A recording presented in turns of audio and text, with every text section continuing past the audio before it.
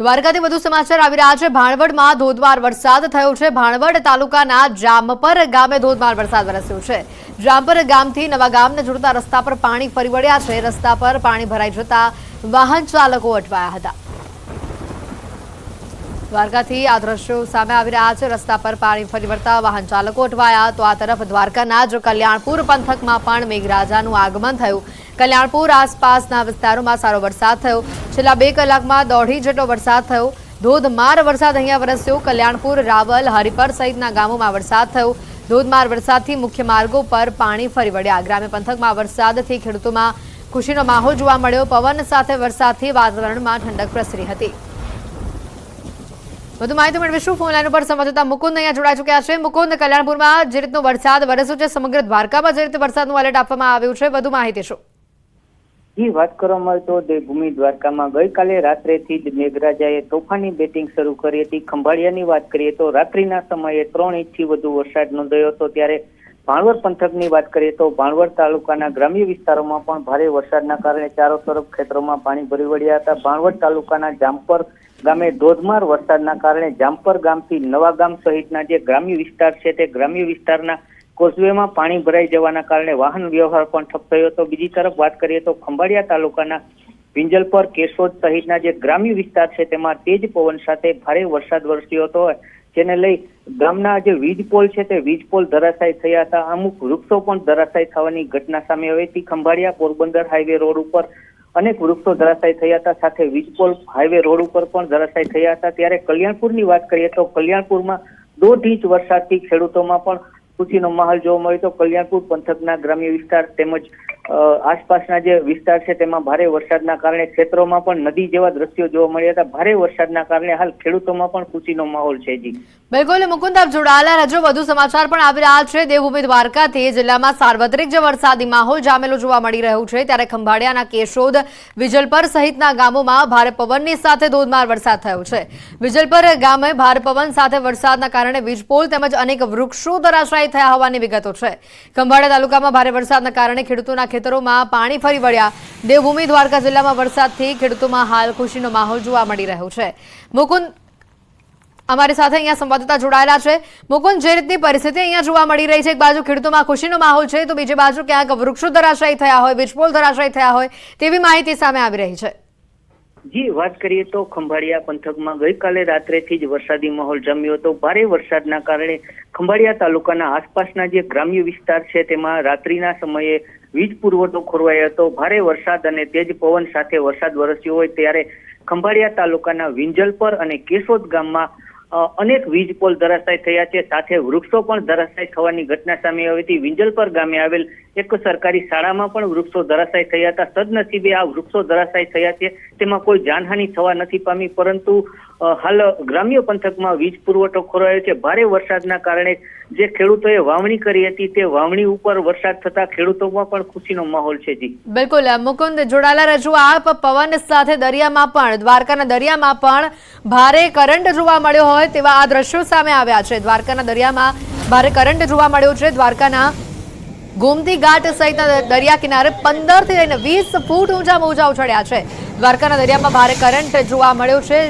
ગોમતી ઘાટ પાસે તેમજ દરિયા કિનારે આ મોજા ઊંચા જે ઉછળી રહ્યા છે। યાત્રિકો મોટી સંખ્યામાં આ નજારો માણવા માટે પહોંચ્યા હતા। અહીંયા સંવાદદાતા મુકુંદ અમારી સાથે અહીંયા જોડાયેલા છે। મુકુંદ, જે રીતે દરિયામાં ઊંચા મોજા ઉછળી રહ્યા છે, 20 ફૂટ ઊંચા મોજા ઉછળી રહ્યા છે અને યાત્રિકો પણ અહીંયા આ નજારો જોવા માટે ઉમટી રહ્યા છે, હાલ શું પરિસ્થિતિ છે? જી, વાત કરવામાં આવે તો દ્વારકામાં વરસાદી માહોલ વચ્ચે દ્વારકાના ગોમતી ઘાટ કિનારે આવેલ દરિયામાં પણ ઊંચા મોજા ઉછળતા જોવા મળ્યા હતા। ગોમતી ઘાટ સહિતના જે દરિયાઈ વિસ્તાર છે તેમાં 15 થી 20 ફૂટ ઊંચા મોજા ઉછળતા જોવા મળ્યા હતા। દ્વારકાના દરિયામાં ભારે કરંટ હોવાના કારણે આ દરિયામાં મોજા ઉછળતા જોવા મળ્યા હતા। સાથે વાત કરીએ તો ગોમતી ઘાટ કિનારે યાત્રિકો પણ આ દરિયાના મોજા ઉછળતા હોય તે જોવા માટે મોટી સંખ્યામાં ઉમટ્યા હતા। જી બિલકુલ મુકુંદ, આભાર માહિતી બદલ।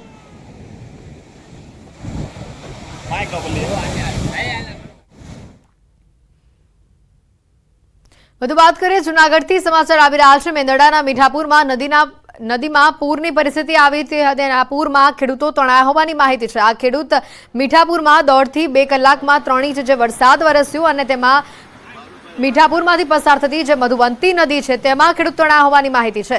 મધુવંતી નદીના પૂરમાં હરિભાઈ સબજભાઈ કુંભાણી નામના જે ખેડૂત છે તે તણાયા છે અને જે માહિતી છે જિલ્લા પંચાયતના પ્રમુખ હરેશ ઠુમ્મર, પીએસઆઈ સહિતના અધિકારીઓની ટીમ પણ ઘટનાસ્થળ પર પહોંચી ખેડૂતને શોધવા માટે તંત્રએ કવાયત હાથ ધરી। મીઠાપુરના ખેડૂત પૂરમાં તણાતા સ્થાનિક લોકોમાં ચિંતાનો માહોલ જોવા મળ્યો। ખેતરેથી ઘરે પરત આવતા વખતે આ ઘટના બની હોય તેવું હાલ સામે આવી રહ્યું છે।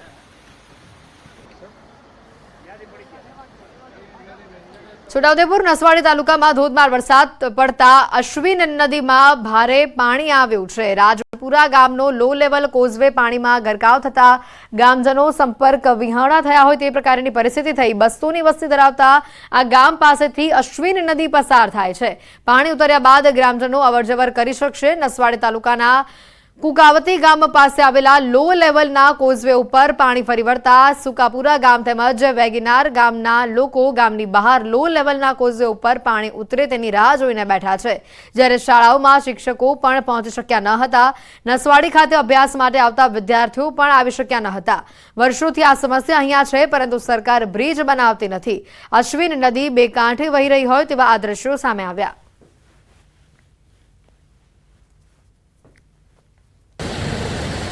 અહીંથી અમારે નસવાડીથી આ જે લો લેવલનો બ્રિજ છે એના હિસાબે સામે પાર જે વેગનનાર છે, સુકાપુરા, વાઘિયા, સિંધીકુવા, વેલાળી એ તમામ ગામડાઓનો સંપર્ક નસવાડી સાથે છે ને નસવાડી સાથે જે લોકો ખરીદી કરે છે એમના છોકરાઓ પણ નસવાડી ભણવા આવે છે તો એમને બધાને તકલીફ પડે છે। અમારી જમીન સામે પાર હોવાથી અમારેથી બી ખેતી ઉપર જવાતું નથી અને એ લોકોને નસવાડી આવવાતું નથી અને કોઈ બીમાર હોય, કોઈ છોકરાઓને સ્કૂલ આવવું હોય તે બધાને તકલીફ પડે છે। એટલે અમારી માંગણી એવી છે કે મોટું બ્રિજ બની જાય તો સરકાર વહેલી તકે મોટું બ્રિજ બનાવી આપે।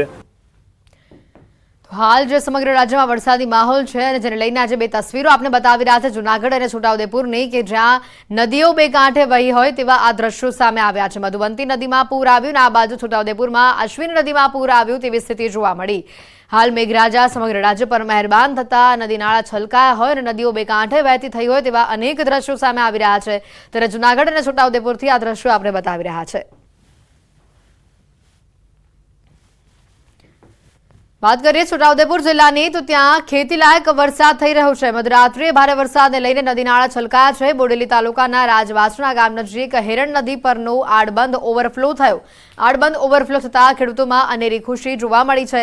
સિંચાઈની સમસ્યા દૂર થાય તે માટે વર્ષો પહેલા ગાયકવાડ સરકાર દ્વારા આડ ડેમ બનાવવામાં આવ્યો હતો।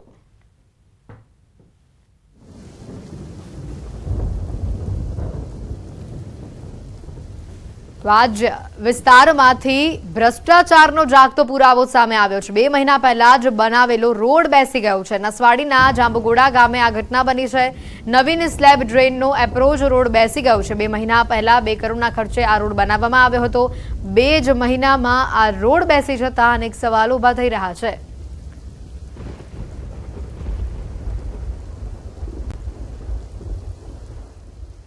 આ નારું તૈયાર થઈ ગયું એટલે તૈયાર થઈ ગયું, બિલ ફાડી લીધું।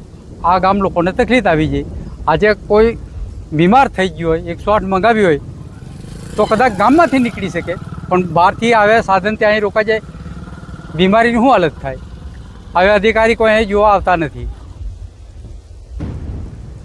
છોટાઉદેપુરના સંખેડા તાલુકાનું કરાલી ગામે ડાયવર્ઝન ધોવાયું છે। કોતર ઉપરનું ડાયવર્ઝન ધોવાતા અવરજવર બંધ કરાઈ છે। રસ્તો બંધ થતાં 25 ગામોને તેની અસર થઈ છે। નવીન સ્લેબ ડ્રેનનું કામ ચાલુ હોય ડાયવર્ઝન બનાવવામાં આવ્યું હતું।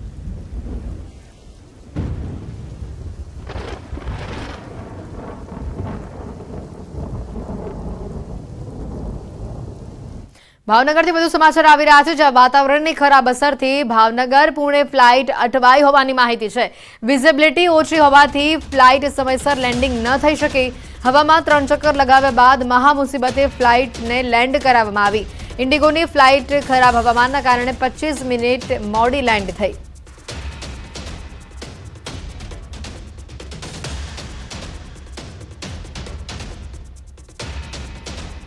રાજુલાના રામપરા ગામમાં રાત્રિના સમયે 2 સિંહ ઘૂસી આવ્યા હતા। સિંહે ગામમાં ઘૂસી 3 અલગ અલગ મારણો કરતા ગામમાં ફફડાટ મચી ગયો છે। મોડી રાત્રે વન વિભાગની ટીમ રામપરા ગામમાં પહોંચી સિંહને દૂર ખસેડવાનો પ્રયાસ કર્યો હતો। ગામ લોકોએ વન મંત્રી સુધી રજૂઆતો પણ કરી હતી।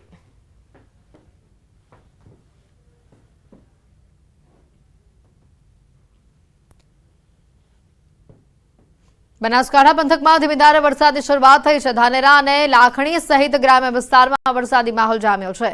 વહેલી સવારથી જ બનાસકાંઠા જિલ્લામાં વાદળછાયા વાતાવરણની વચ્ચે છૂટોછવાયો વરસાદ વરસી રહ્યો છે। હજી પણ વરસાદની હવામાન વિભાગ દ્વારા આગાહી કરાઈ છે।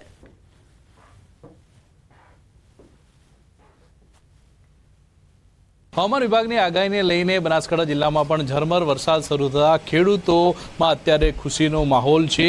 ખેડૂતો દ્વારા ખેતીને લઈને જે તમામ તૈયારીઓ પણ કરી દીધી હતી અને પોતાના ખેતરો પણ ખેડી લીધા હતા અને ચાતક નજરે જે વરસાદની રાહ જોઈ રહ્યા હતા અને વરસાદ શરૂ થતાં અત્યારે ખેડૂતોમાં તો ખુશીનો માહોલ છે। તે ઉપરાંત ગરમી અને બફારાને લીધે શહેરી વિસ્તારના લોકો પણ પરેશાન હતા અને વરસાદી ઝાપટું પડતા અત્યારે તો ગરમી અને બફારાથી સ્થાનિક લોકોને રાહત મળતા સ્થાનિક લોકોમાં પણ ખુશીનો માહોલ જોવા મળી રહ્યો છે। કિશોર તુવર, ન્યૂઝ 18 ગુજરાતી, બનાસકાંઠા। સમાચારોમાં હાલ રોકાઈશું એક બ્રેક માટે।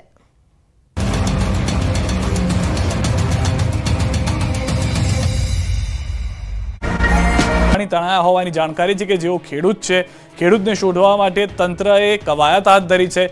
એક વ્યક્તિ તણાઈ ગયું હતું કે જે ખેડૂત હતા, તેની ઓળખ થઈ ચૂકી છે। તેઓને બચાવવા માટેના પ્રયાસ કરવામાં આવી રહ્યા છે। પોલીસ વિભાગ સહિત સ્થાનિક તંત્ર પણ આવી ગયું છે। ખેડૂતને તણાતા બચાવવા માટેના પ્રયાસ શરૂ કરવામાં આવ્યા હોવાની પ્રાથમિક જાણકારી મળી રહી છે। પ્રમુખ જે છે જિલ્લા પંચાયતના હરીશ ઠુમ્મર અને પીએસઆઈ સહિતના અધિકારીઓ ઘટના સ્થળે છે। વધુ માહિતી ન્યૂઝ 18 સંવાદદાતા અતુલ પાસેથી મેળવીશું। અતુલ, હાલમાં વધુ શું જાણકારી છે જે એક વ્યક્તિ તણાયા છે તેને લઈને? જી સિદ્ધાર્થ, આપણે ચોક્કસ કે જે રીતે આજે જુનાગઢ જિલ્લામાં છે તે 1 થી લઈને 3 ઇંચ સુધીનો વરસાદ ખાબક્યો છે, ત્યારે મેંદરડા સહિતના આસપાસના વિસ્તારોમાં પણ 3 ઇંચથી વધુ વરસાદ નોંધાતા જે મેંદરડાનું મીઠાપુર ગામ છે ત્યાં પણ 2 કલાકમાં 3 ઇંચથી વધુ વરસાદ પડ્યો હતો। ત્યારે મીઠાપુરમાંથી પસાર થતી મધુવંતી નદી છે તેમાં પાણી આવ્યું હતું। હાલ જે માહિતી મળી છે તેમાં મધુવંતી નદીમાં છે તે હરિભાઈ સૌજીભાઈ કુંભાણી નામના ખેડૂત છે તે ખેતરેથી પોતાના ઘર તરફ આવતા હતા, નદી ઓળંગતા હતા, ત્યારે તે પૂરના પાણીમાં તણાઈ જવાની ઘટના સામે આવતા જિલ્લા પંચાયતના પ્રમુખ સહિતના સ્થાનિકો છે તે ત્યાં પહોંચી ગયા હતા અને હાલ જે ખેડૂત છે તેની શોધ પર હાથ ધરી છે। બીજી તરફ આ જે ખેડૂત તણાયા છે, ક્યાં કારણોસર તણાયા છે, વાહનમાં આવતા હતા, ચાલીને આવતા હતા, બળદગાડું લઈને આવતા હતા, તે હજી સુધી કોઈ જાણવા વિગત મળી નથી। પણ આ પહેલા જ વરસાદે આ રીતે ખેડૂત જે તણાતા સ્થાનિકોમાં પણ ચિંતાનું મોજું પ્રસરી ગયું છે અને તંત્ર દ્વારા પણ ખેડૂતને શોધવાની કવાયત હાથ ધરવામાં આવી છે। જી આભાર અતુલ સમગ્ર માહિતી બદલ। તો હાલમાં જે જાણકારી છે તે પ્રમાણે ખેડૂતને શોધવા માટેના પ્રયાસ શરૂ કરવામાં આવ્યા છે। 2 કલાકમાં જે 3 ઇંચ વરસાદ થયો તેના કારણે પરિસ્થિતિ થઈ છે। ગુજરાતમાં ચોમાસાએ પકડ્યો અસલી મિજાજ, સૌરાષ્ટ્ર દક્ષિણ ગુજરાતમાં દે ધનાધન। ગુજરાતમાં ચોમાસાએ હવે અસલી મિજાજ બતાવવાનું શરૂ કરી દીધું છે। ચોમાસાએ આળસ કંખેરી મોટી છલાંગ મારતા મેઘરાજા રૌદ્ર સ્વરૂપ દર્શાવવા લાગ્યા છે। સૌરાષ્ટ્ર અને દક્ષિણ ગુજરાતમાં ભારે મેઘ ખાંગા થયા છે। આ દ્રશ્યો છે ભરૂચના। ભરૂચ શહેરમાં ભૂક્કા કાઢી નાખે એવો વરસાદ પડ્યો। ભરૂચમાં ધોધમાર વરસાદને કારણે રોડ પર જાણે નદી વહેતી હોય તેવા દ્રશ્યો સામે આવ્યા। ભારે વરસાદને કારણે શહેરના નીચાણવાળા વિસ્તાર પાણીથી ભરાઈ ગયેલા જોવા મળ્યા। શહેરના ફુરજા 4 રસ્તા પર નદીઓ વહેતી હોય તેવા દ્રશ્યો જોવા મળ્યા। ગોઠણસમાં પાણી ભરાઈ ગયા। ધોધમાર વરસાદથી વાતાવરણમાં ગરમી ઓછી થઈ।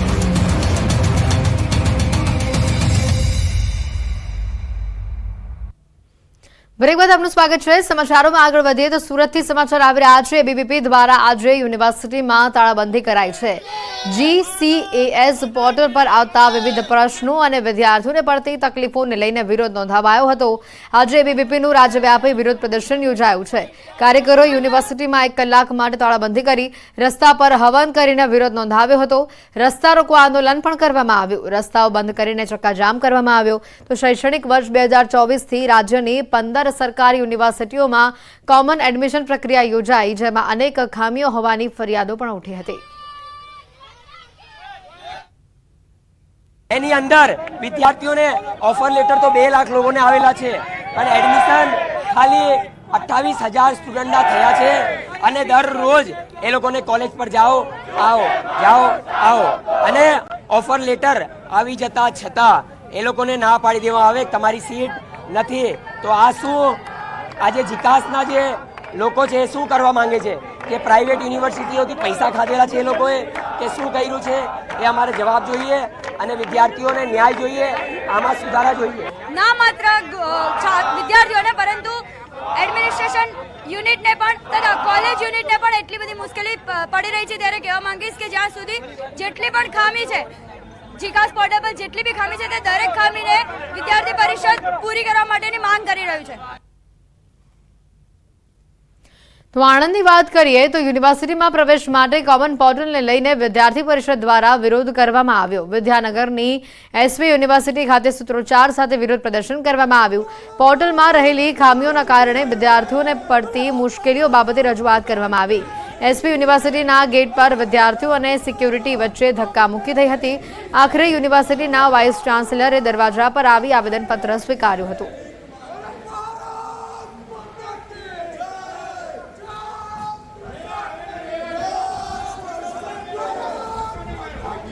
તો જેતપુરમાં પણ અખિલ ભારતીય વિદ્યાર્થી પરિષદ દ્વારા આવેદનપત્ર આપવામાં આવ્યું.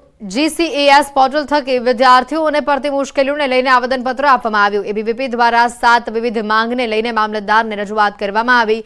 GCAS પોર્ટલમાં આવરી લેવાતી ગુજરાત રાજ્યની વિશ્વવિદ્યાલયોમાં એડમિશનથી હજી ઘણા વિદ્યાર્થી વંચિત હોય તેમને પ્રવેશ પ્રક્રિયા શરૂ કરવામાં આવે તેવી રજૂઆત કરાઈ છે.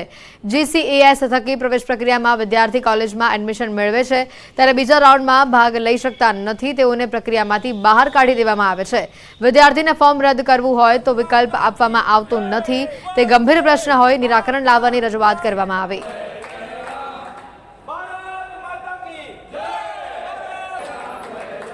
GCAS portal Gujarat common admission સિસ્ટમને લઈને આજે આવેદનપત્ર આપવામાં આવ્યું છે. ચોક્કસ સરકારશ્રીએ જે GCAS પોર્ટલ બહાર પાડ્યું છે 100% ખૂબ સારી મહેનત કહેવાય, ખૂબ સારું કામ કહેવાય, પરંતુ એની અંદર એવી ભૂલો છે કે વિદ્યાર્થીઓને ખૂબ હાલાકી પડી છે. હું એક તમને ઉદાહરણ આપું જેતપુરની અંદર બોસમિયા કોલેજ દર્શાવેલ છે. આજે વિદ્યાર્થી 12માનો પાસ થયેલ વિદ્યાર્થી કોઈ GKCK બોસમિયા કોલેજ સિલેક્ટ કરી તો જેતપુર નામ નથી આવતું, રાજકોટ નામ આવે છે. તો એ GKCK બિચારો આખા રાજકોટમાં ગોતે કે ભાઈ GKCK બોસમિયા કોલેજ ક્યાં છે. તો આટલી નાની ભૂલોના કારણે વિદ્યાર્થીઓની વર્ષ આખું બગડે. એના માટે વિદ્યાર્થી પરિષદ માંગ ઉઠાવે છે કે આ ત્વરિતમાં ધોરણે આ તમામ માંગો 7 માંગો અમે દર્શાવેલી છે. લો કોલેજના એડમિશનો હોય કે એડ્રેસ ચેન્જ હોય, એડિટના ઓપ્શન હોય, ત્વરિત ધોરણે ઉકેલવામાં આવે. અત્યારે વિદ્યાર્થી પરિષદની માંગ એવી જ છે કે જે અલગ 7 મુદ્દાઓ આપણે રજૂ કર્યા તે 7 મુદ્દાઓ અંગે વહેલામાં વહેલી તકે નિર્ણય લેવાય, વિદ્યાર્થીઓના હિતમાં નિર્ણય લેવાય તેવી અમારી માંગ છે. વડોદરામાં પણ એબીવીપી વિદ્યાર્થી સંગઠનનો ઉગ્ર વિરોધ સામે આવ્યો. MS યુનિવર્સિટી હેડ ઓફિસ ઉપર ઉગ્ર વિરોધ કરવામાં આવ્યો. GCAS પોર્ટલ ઉપર અનિયમિતતા અને વિદ્યાર્થીઓને પડતી મુશ્કેલી મામલે વિરોધ થયો. એબીવીપીએ હેડ ઓફિસનો ઘેરાવો પણ કર્યો. પોલીસ અને એબીવીપી વિદ્યાર્થીઓ વચ્ચે ખેંચતાણ અને ઘર્ષણ થયું. અનેક એબીવીપી વિદ્યાર્થીઓની અટકાયત કરાઈ હોવાનું પણ સામે આવ્યું છે. પોલીસ સાથે ઘર્ષણમાં એક વિદ્યાર્થીને માથામાં ઈજા પહોંચી અને બેભાન પણ થયો હતો. એમ્બ્યુલન્સ બોલાવી તેને સારવાર માટે હોસ્પિટલ ખસેડવામાં આવ્યો.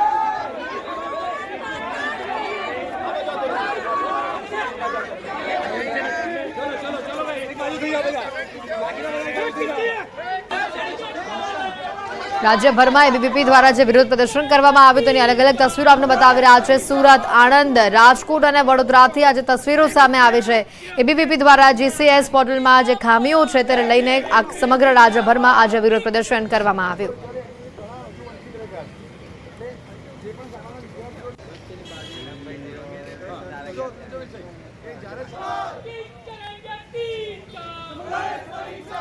સુરત, આણંદ, રાજકોટ, વડોદરાથી અલગ આ તસવીરો સામે આવી, જેમાં એબીવીપી દ્વારા વિદ્યાર્થી સંગઠન દ્વારા જે રીતે વિરોધ પ્રદર્શન કરવામાં આવ્યું.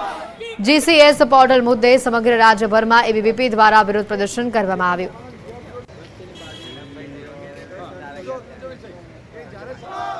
કેટલીક જગ્યા પર વિદ્યાર્થી અને પોલીસ વચ્ચે ઘર્ષણ થયું હોવાની પણ તસવીરો સામે આવી. બુલેટિનમાં અત્યારે ફક્ત આટલું જ. રજા આપશો. નમસ્કાર.